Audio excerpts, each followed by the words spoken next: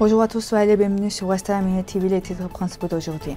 Le président du Conseil national d'Arménie occidentale, Armenak Abramian, a réagi aux propos du Premier ministre israélien Benjamin Netanyahu concernant la reconnaissance du génocide des Arméniens. L'Artsakh ne doit pas être enseveli sous les poussières de l'histoire, déclare Arama. Edith Agzorian a présenté à la délégation du Riksdag suédois les Khachka érigés au mémorial du génocide des Arméniens en mémoire des Arméniens massacrés en Azerbaïdjan. L'Arménien doit décider d'accepter la réalité ou choisir les raisons, la lucidité et la dignité des grands Abramian. La question de l'Artsakh n'est pas close. On peut nous arrêter, nous persécuter, mais tant que l'Arménien reste debout, la question de l'Artsakh n'est pas close, affirme Metak Sakopian. À Stepanakert, on détruit le bâtiment du ministère des Affaires étrangères l'Artsakh. Karapet Salibian et Joseph Salibian. Artvan, ville Saint-Tabak de l'Arménie occidentale occupée, initiative de santé publique ou manipulation politique par Ashot Aroutunian.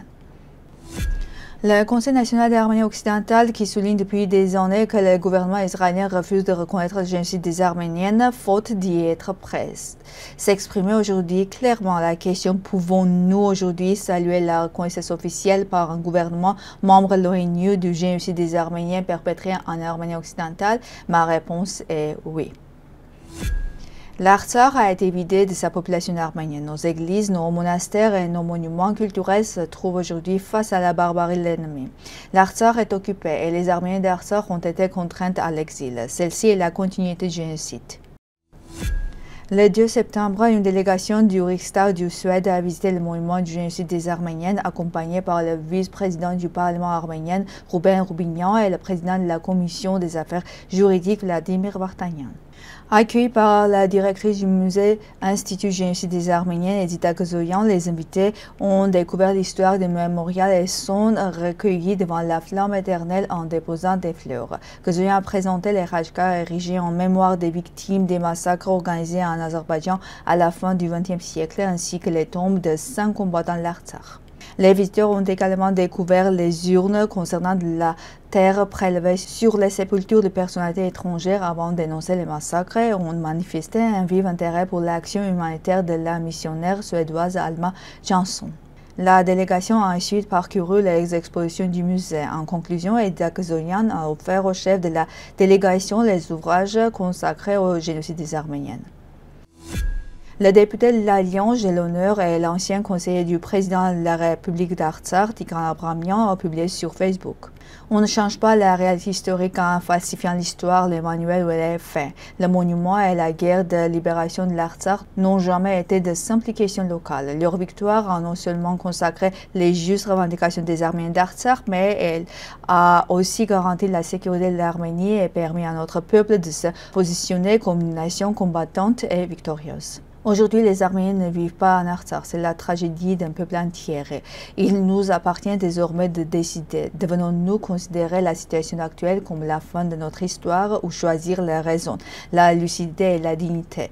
Je suis convaincu qu'au moment décisif, le peuple arménien saura prendre la bonne décision. Il y aura justice et paix lorsque j'aurai la possibilité de lire dans mon message ou la déclaration du Parlement arménien d'Artsakh depuis la place de Stepanakert, a déclaré Metak Sakopian, député du Parlement d'Artsakh, lors d'un rassemblement sur la place de la Liberté.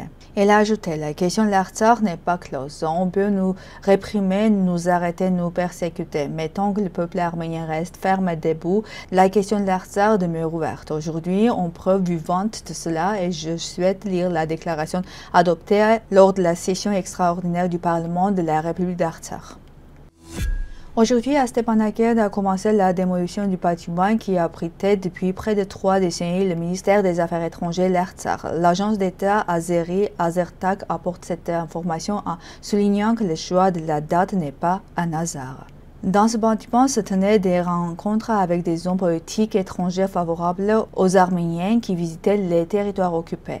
Des visas d'entrée et des accréditations étaient délivrés illégalement à la journaliste étrangère. C'est dans ce bâtiment que se trouvait David Babayan, aujourd'hui jugé à Bakou, qui affirmait que le drapeau azerbaïdjanais ne pouvait être hissé en Artsakh que sur l'enceinte de l'ambassade, affirme l'agence d'État de Bakou.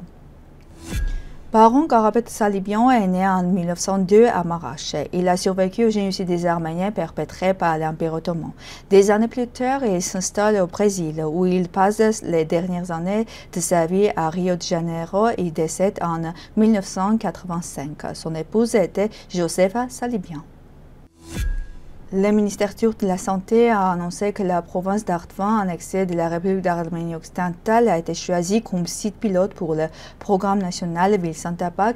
Et à première vue, il s'agit d'une initiative de santé publique visant à limiter le tabac dans les bâtiments publics, à distribuer gratuitement des médicaments pour arrêter de fumer et à renforcer de contrôler les cigarettes électroniques. Cependant, cette mesure dépasse le centre sanitaire et possède une forte dimension politique et propagandiste. Et les causes apparentes incluent une petite population et un contrôle facile car Artvan compte environ 160 000 habitants situés au bord du fleuve Chorok, entouré de montagnes et de forêts, offrant un cadre idéal pour une expérimentation politique ainsi que son importance frontière grâce à sa proximité avec la Géorgie qui permet à la Turquie de montrer son alignement sur les normes européennes dans les territoires occupés, enfin son image écologique et touristique car Artvan est réputé pour son cadre naturel rendant le slogan Air pur, ville propre cohérent avec l'environnement local. Les objectifs politiques réels montrent que la population d'Artvan est historiquement composée de minorités non turques comme les Arméniens, Géorgiens, Lazes et Grecs et l'initiative sert de propagande en montrant un soin envers les minorités en envoyant un signal à la société arménienne pour dire que la Turquie prend soin même des populations d'origine arménienne et qu'il n'y a pas lieu de craindre une hostilité de sa part.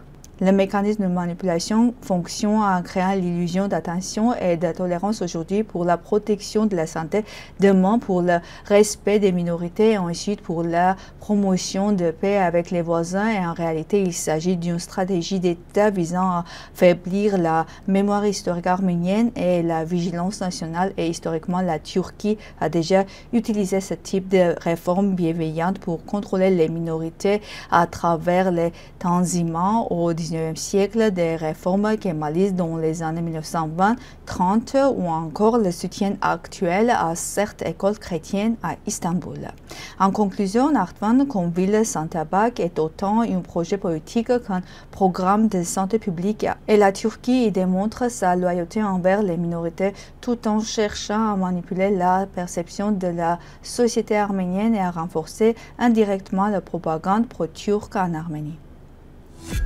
C'est tout pour aujourd'hui. Merci d'être avec nous. Au revoir.